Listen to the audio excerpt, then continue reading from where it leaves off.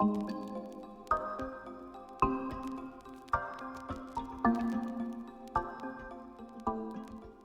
orchid loving friends, it's Deb. I wanted to do a quick update. There's been a couple changes to my space and my orchids. So we'll start with my grow space over here. I moved a few around to make room for my new Dendrobium, which is doing awesome. It is in the conversion right now over to water culture. That growth is shooting up like crazy. So what I know of dendrobiums are they grow fast. So this guy is definitely proving that. I have the little beads.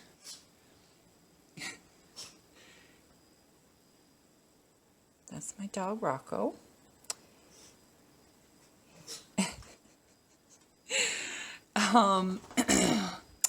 To keep the rhizomes raised a little bit, as you can see, they grow on a slant. So my bottom is quite a bit lower than the top, so I had to raise them up a little bit, and these glass beads help. So that is my Dendrobium looking fantastic. The last bud has now opened.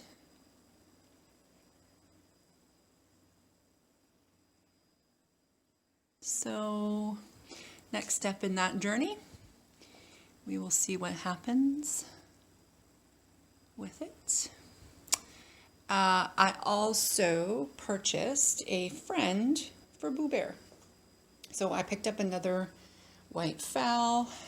She is now out of quarantine and in the glass vase with Boo Bear and adjusting very well so far. It was in moss, so I find the ones that come in moss adjust very, very well to water culture.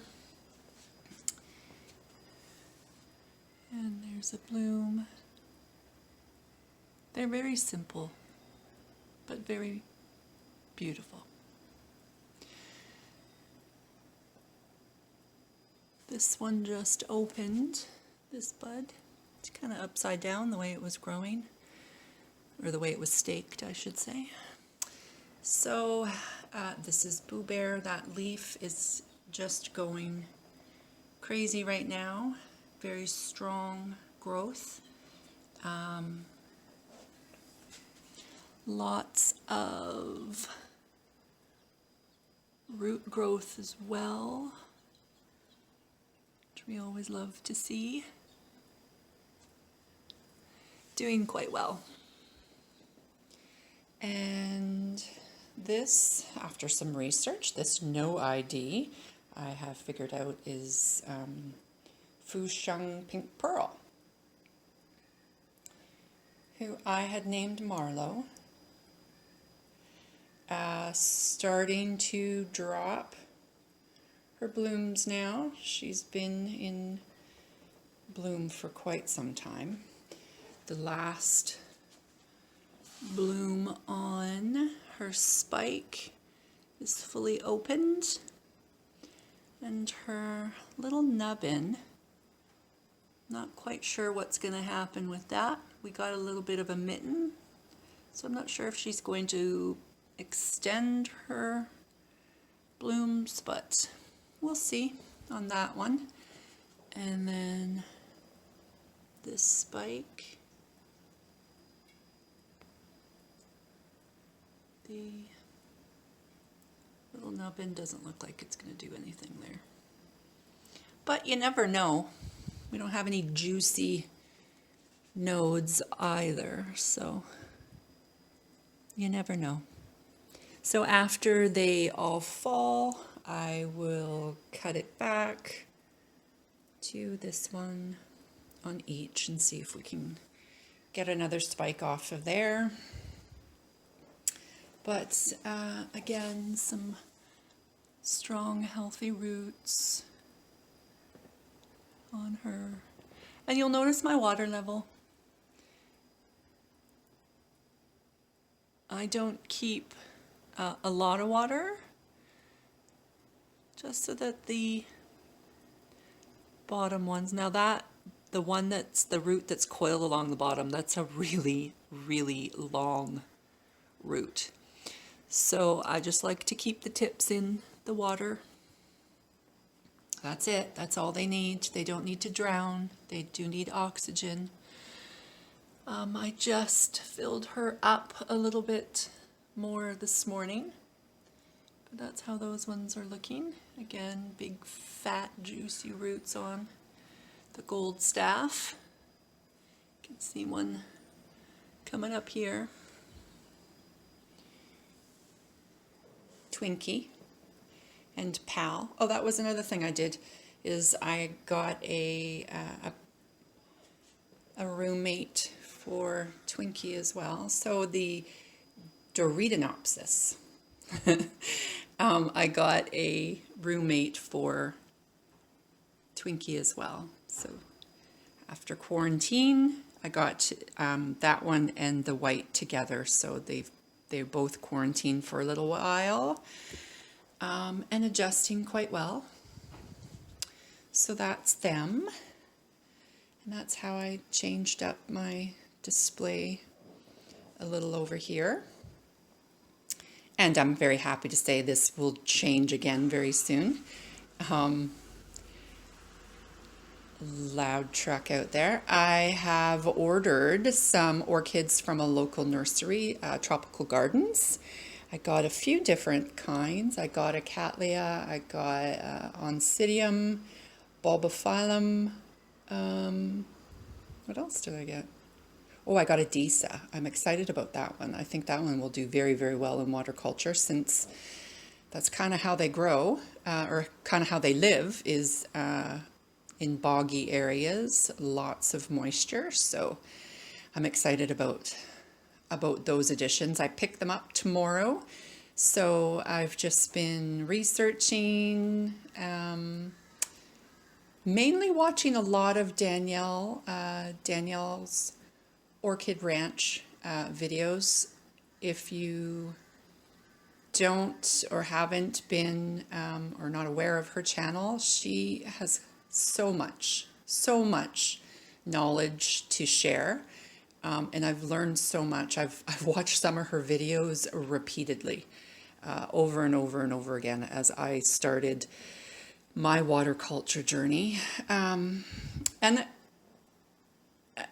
I think, like, there's a handful who do bear root successfully, and then there's other ones who, you know, like she pointed out in one of her videos, they go, oh, I'm going to do water culture, and just throw their orchids in and, you know, constantly have their roots drowning, and then, you know, say water culture is not good for orchids.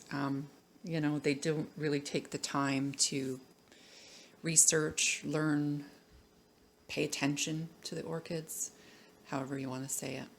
But I've had great success in transitioning my orchids over thus far. I'm going to move you slowly, and I'm going to try to avoid all the dog paraphernalia. So when I get my new orchids, my original plan was to come over here. The dog kennel doesn't get used very much, like twice a month. When he wants a little alone time, he'll saunter in, make a bunch of noise, get settled in for a couple of hours. But typically he's just laying in the bed or laying on the couch. So my original thought was to just do another display area right here, with, of course, some artificial lighting, some LED grow lights. I also have the option of utilizing this second shelf down below, which is quite a tall shelf. It's where I keep my growing fertilizer and supplements down there. So, I mean, I could move the little lamp, put it down below, you know, maybe move some of the smaller orchids down there. And then I do have another, a taller light in my home office that I can move out here. I don't use it. My home office has a huge window, lots of light, so I just never turn the light on. So I could bring that out here and have it here, the little one down there. I don't know. I'll have to figure that out in the next short while anyway, because I pick them up tomorrow afternoon at 4. Okay. Let's do a quick update over here. Oh, my girl fell over. This is Jaja. So we'll start with her since I have her normally clipped to this lamp to help her stand up, and I will show you why. But first, let's look at her beautiful blooms. Again, very simple, but that white trim is beautiful. So she still has her first bloom all the way to her most recent bud has now finally opened here. That's the last bud on this spike, and her little nubbin. Don't really know if it's going to extend at all. But I've got some sad update for this girl. I have her clipped up there because she no longer has any roots to hold her up. So when I first transitioned her over, I had her growing in moss for the last couple of years. So transitioned her over. Are you going to focus? This is the problem when you're holding them up and shaking a little bit. There we go. And so when I transitioned her over, I cut off quite a lot of the roots. Quite a lot of the roots.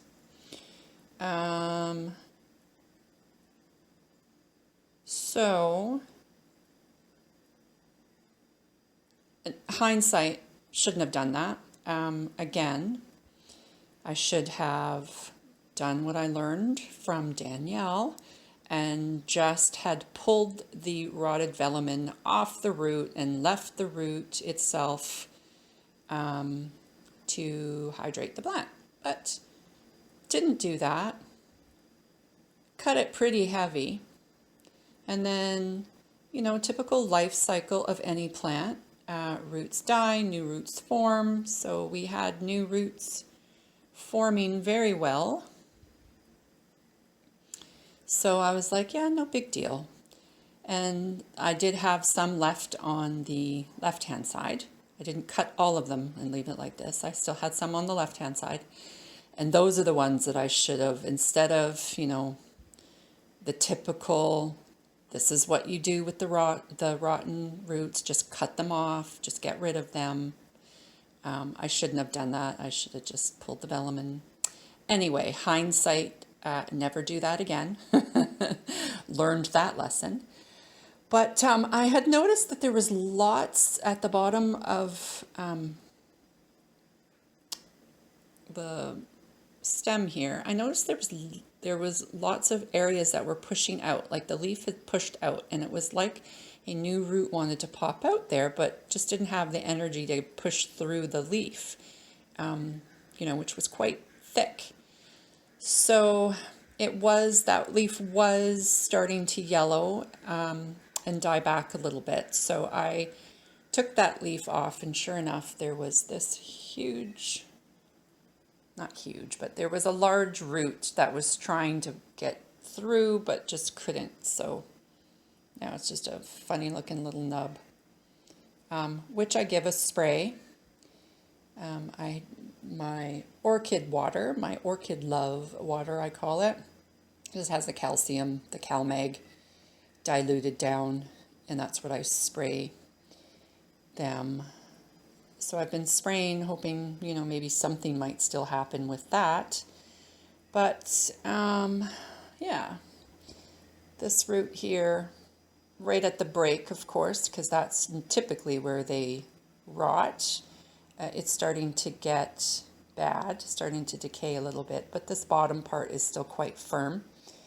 So that's going to stay on there, and you know, when that bottom part turns, I'm just going to slide the gunky velamen part off and leave the actual root to hydrate, because she still is hydrating very, very well. Like, she's hydrating quite well. I got to look at the underside of my leaves a lot more. I don't necessarily think that has gotten any bigger, but I gotta figure out what that is. If you know what that is from first glance, drop it in the comment below. Otherwise, I'm going to need to do a bit of research on that. Anyway, so that's her state right now. I know, as a good orchid parent, I should cut this gorgeous spike off. I just can't bring myself to do it right now. So I'm going to leave it. Like I never cut this. I never cut the spikes. I just let them die on their own, or I cut them back to get a second blooming out of them. But I know I should do that with her just to get some more roots going. But for the time being, this is what I'm doing. So everyone else over here is doing quite well. I've got Preeti here, who is loving this highlight. If we peek in there, I believe I got a spike coming. Yay! She was kind of grumpy with me this past spring and did not spike for me. Rightly so, because she had a complete 180 in growing environment. I had her at my office. Which had big, bright, west-facing window, tons of light, controlled heating and cooling. So she was just loving life in there for the past couple of years. And then I transitioned to a new role within my company, which allows me to work from home. And my home growing environment was nothing like she had been used to. So we had a bit of a setback with her. That leaf, when I brought her home, was just the tiniest little nub, and it did not move up until a couple weeks ago. So I'm so happy that she's now happy again. She is my oldest Val. She's 6 years. I've had her in my care for 6 years. So I think I've made her happy again. And she's made me happy again, pushing out that spike, which I'm hoping that's what it is. It sure looks like a spike to me, but... and then this is Fiona, the gas station girl. Transitioned very, very well so far. Transitioning very, very well. Great roots. Again, I just have the tips in the water.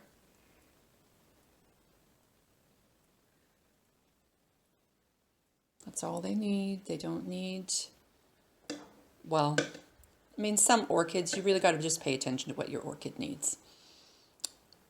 For the most part, they don't need to be drowning in water. They just need a little happiness. So this girl has been such a wonder to me in the last while. Like, every time I look at this spike, oh, it just goes and goes and goes and goes and goes. It's absolutely amazing. She's absolutely amazing. Yeah, so that is an update, and you can see I keep a little bit of water in the bottom of this beautiful tray, so they get some humidity through that. I hate clanging the glass. I sometimes wonder if that just like shoots right through the roots. I don't know. I'm probably overthinking. Anyway, that is a quick update of my bare root beauties. I'm very excited to add some more to my collection, and will share a little bit more after I get them and give you an update and show you what I'm doing with them. So thanks for stopping by, thanks for watching, and we'll talk soon.